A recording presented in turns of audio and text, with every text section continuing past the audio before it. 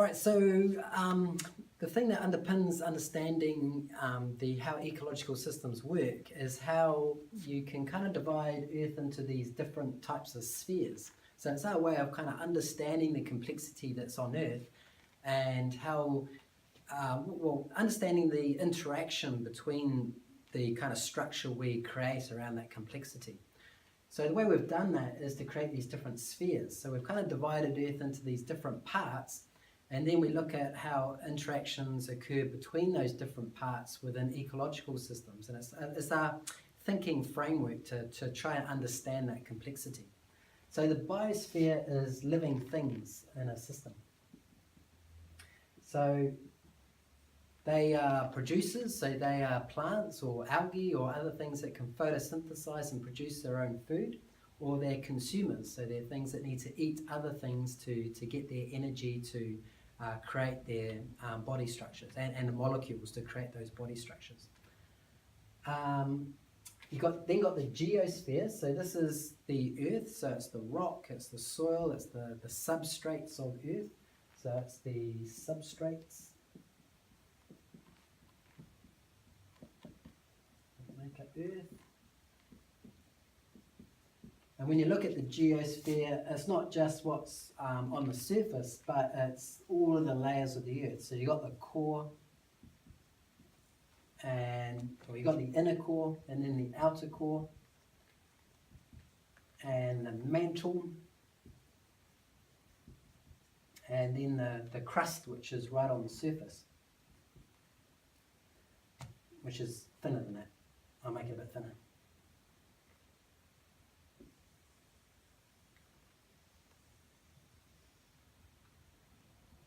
There you go. And it's kind of like an egg. So if you imagine an egg, the inner and outer core is like the yolk of the egg, and then the egg white is the mantle, which is a liquid rock. So I'll just label it over here, liquid rock.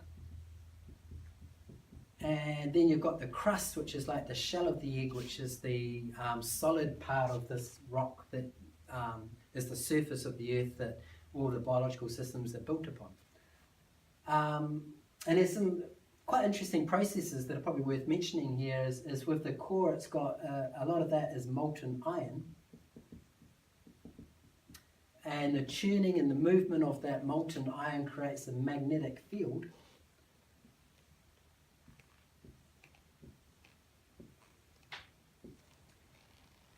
And that magnetic field, which is called the magnetosphere, so it's actually another sphere, it's the magnetosphere.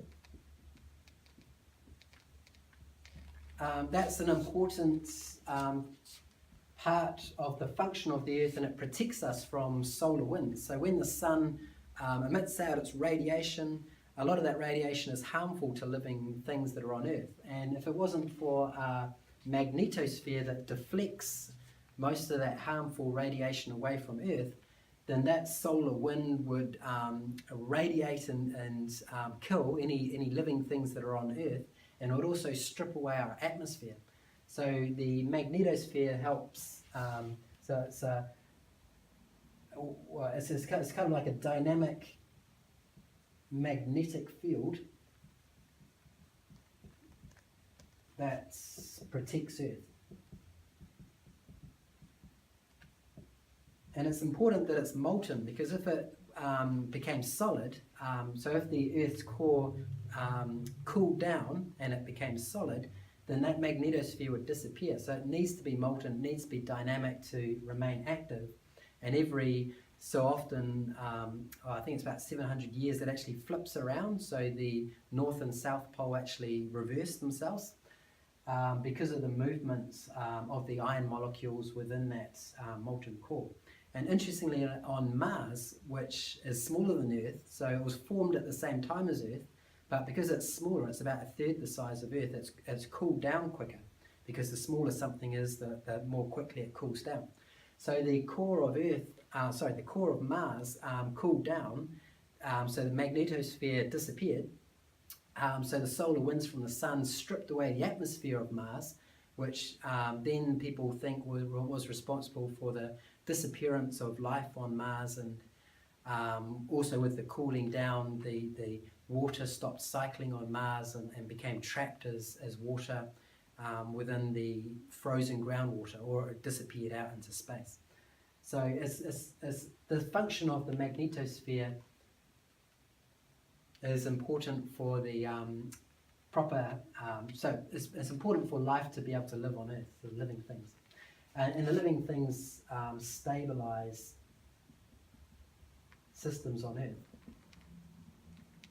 So one of the interesting things about Earth is that the molecules like water and nitrogen and carbon should fluctuate quite widely. They shouldn't be at quite a stable state. Even like the temperature and humidity and concentration of different elements in the air and in the ground, they should change. It shouldn't be kept at a stable state.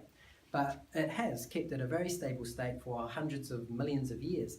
And it's the biosphere that helps stabilize these molecules within Earth.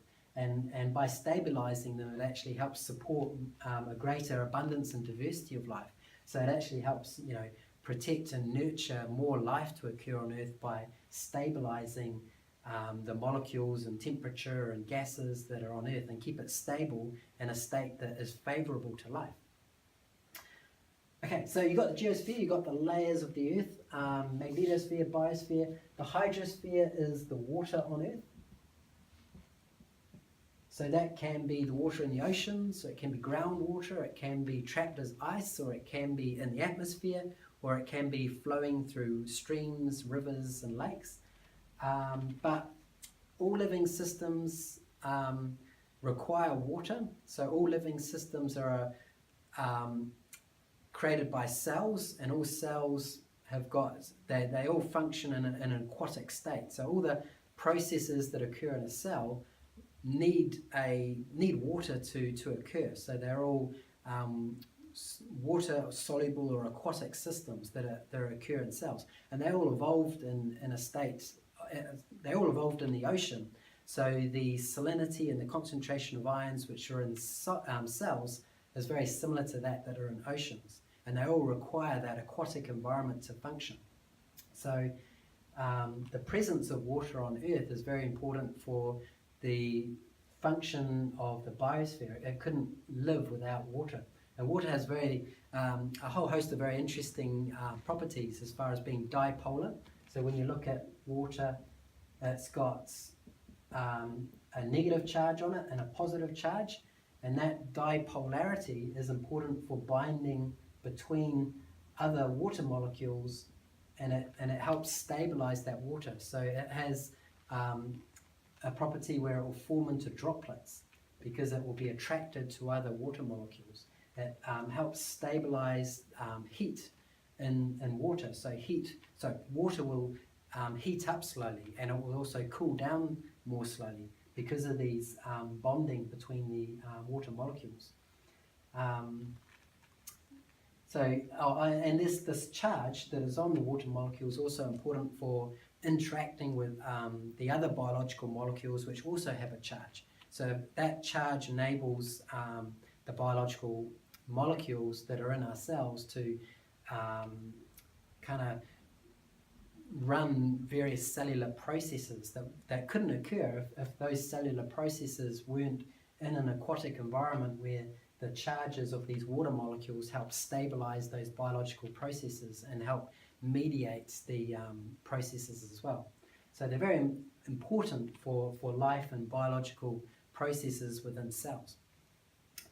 And then you've got the atmosphere. So the atmosphere is the gases that surround our Earth and are protected by this magnetosphere, and they're being held around the Earth by the power of gravity. So the gravity is the attraction of one body to another, and the bigger the body, the more attraction it can exert. So because Earth is very big, the attraction it has to the gases that are in our atmosphere help hold those gases around Earth. And Earth happens to be a very nice shape to do that, so it's just the right size that the pressure it exerts on the gases is just enough to allow those gases to separate out into nice layers that are supportive of living systems developing close to the surface of Earth. So if it was bigger, all those gases would be too compressed and too compacted and too close to the surface that they couldn't separate out into nice layers to support life. And if it was smaller, it wouldn't be able to hold on to those gases and they'd escape out into space. So Earth is a nice size to hold on to those gases by gravity. So gases that surround Earth,